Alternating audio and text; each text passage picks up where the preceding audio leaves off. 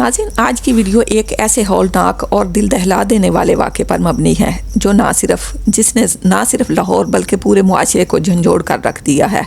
ये एक ऐसा वाक़या है जिसमें लालच, कर्ज और एतमाद की पामाली ने 3 जानें ले लीं। और सवाल ये पैदा होता है कि हम किस सिमत जा रहे हैं।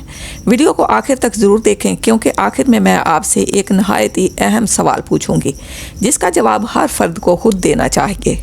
वीडियो अगर सबक आमोज़ लगे तो वीडियो को लाइक करें, शेयर करें, हमारे चैनल को सब्सक्राइब करें, बेल आइकन प्रेस करें और कमेंट्स के ज़रिए अपनी कीमती राय का इजहार ज़रूर करें। अस्सलाम वालेकुम, मैं हूं आयशा रफ़ीक और आप देख रहे हैं हमारा यूट्यूब चैनल आयशा रफ़ीक ऑफिशियल। नाज़रीन, एक बड़ा ही खौफनाक किस्म का वाक़या पेश आया है लाहौर में। वाक़या आपने पूरा सुनना है और वाक़या सुनने के बाद आपने ये बताना है कि आखिर ऐसा क्या हो गया है हमारे मुआशरे के अंदर कि इस तरह के वाक़यात मुसलसल रोनमा हो रहे हैं। आपने कमेंट्स में अपनी राय का इजहार ज़रूर करना है। वाक़या कुछ इस तरह से है कि लाहौर का इलाका है कान्हा। यहाँ पर मोहल्ले वाले पुलिस को इतला करते हैं कि हमारे मोहल्ले के अंदर एक घर है जहाँ से बड़ी ही गंदी किस्म की, बड़ी गलीज किस्म की बदबू आ रही है। लगता ऐसा है कि घर के अंदर कोई मरा पड़ा हुआ है और इसको मरे हुए भी काफ़ी दिन गुजर चुके हैं, क्योंकि जब लाश से बदबू आती है तो वो बदबू सिर्फ घर के अंदर नहीं रहती बल्कि पूरे मोहल्ले में फैलना शुरू हो जाती है।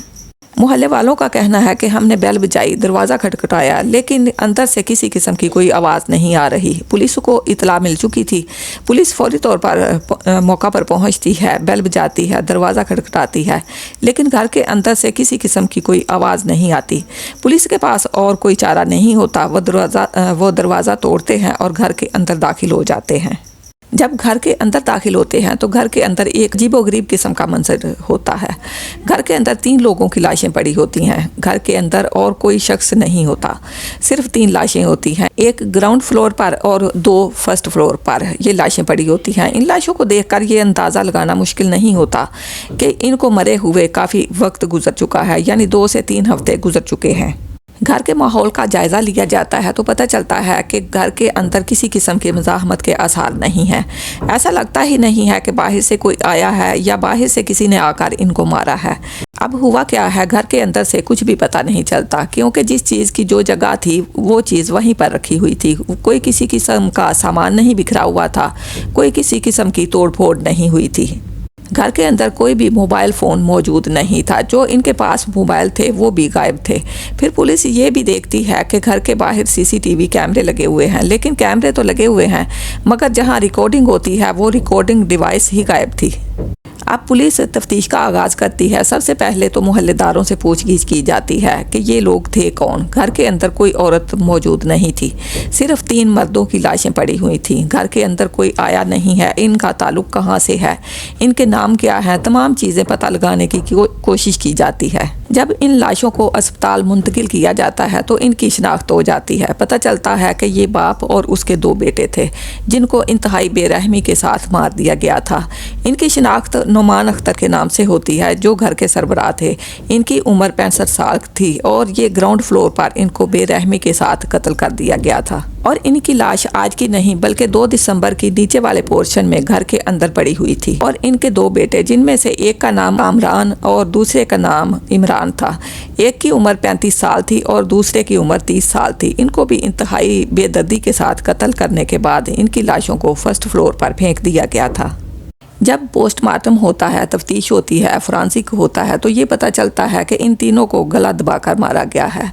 औजार बंद, जिसे हम पंजाबी में नाला कहते हैं, उन्हीं की शलवारों से निकाला गया और उसको इनकी गर्दनों में डालकर इनको मौत के घाट उतार दिया गया। लेकिन हैरान कुन बात ये होती है कि किसी किस्म की कोई मज़ाहमत नहीं होती। लगता ऐसा है कि शायद इनको गला दबाने से पहले बेहोशी की दवा दी गई थी। साफ पता चल रहा था कि ये काम घर के किसी फर्द का है, लेकिन घर में सिर्फ 3 लोग रहते थे। इसके अलावा घर के अंदर कोई फर्द नहीं रहता था।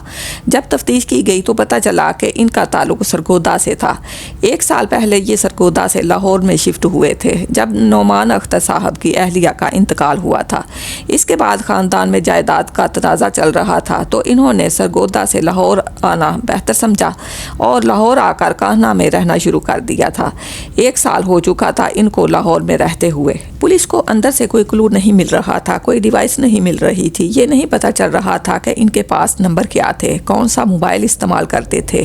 CCTV کی ریکارڈنگ بھی غائب تھی، کچھ بھی سامنے نہیں آ رہا تھا۔ اسی دوران ایک شخص آتا ہے، اس کا نام روہیل ہوتا ہے اور کہتا ہے کہ اگر آپ کو ان کے ورثاء نہیں مل رہے، رشتہ دار نہیں مل رہے تو میں ان کی FIR خود درج کراؤں گا۔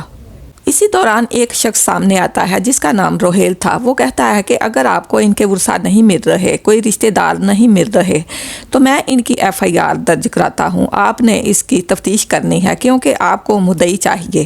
روہیل کہتا ہے کہ آپ نے میری مدعیت میں مقدمہ درج کرنا ہے، یہ میرے رشتہ دار تھے، میرے دوست تھے، آپ نے ان کے قاتلوں کا پتہ لگانا ہے اور انہیں پکڑنا ہے۔ پولیس پوچھتی ہے کہ آپ کون ہیں، آپ دوست ہو لیکن کس قسم کے دوست ہو، آپ کے پاس ان کے کون سے نمبر تھے، کیا معاملات تھے؟ تب وہ ان کے نمبر بھی بتاتا ہے اور کہتا ہے کہ ان کے موبائل ڈیوائسز غائب ہیں۔ پولیس سیدھی آد نکالتی ہے۔ روہیل نے ہوشیاری یہ کی کہ وہ خود پولیس کے پاس آ گیا۔ بنیادی طور پر روہیل نعمان اختر کے بڑے بیٹے کامران کا نزدیکی دوست تھا، کافی پرانا دوست تھا۔ جب پولیس کامران کے نمبر اور روہیل کے نمبر کی سیدھی آد نکالتی ہے تو پتہ چلتا ہے کہ جب یہ واقعہ پیش آیا اس وقت روہیل اسی علاقے میں موجود تھا۔ پولیس کو ایک کلو مل گیا، بعد میں پتہ چلتا ہے کہ روہیل اور کامران کے درمیان پیسوں کا تنازع تھا۔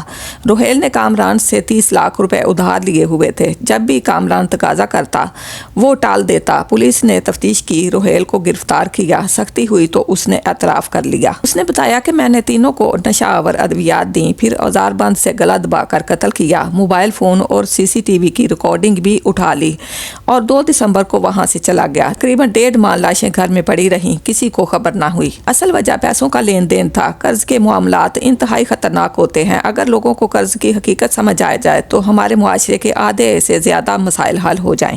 ناظرین، یہ تھا وہ افسوسناک واقعہ جس نے ایک پورے خاندان کو ختم کر دیا اور اس کی جڑ صرف اور صرف پیسوں کا لالچ اور قرض سے فرار تھا۔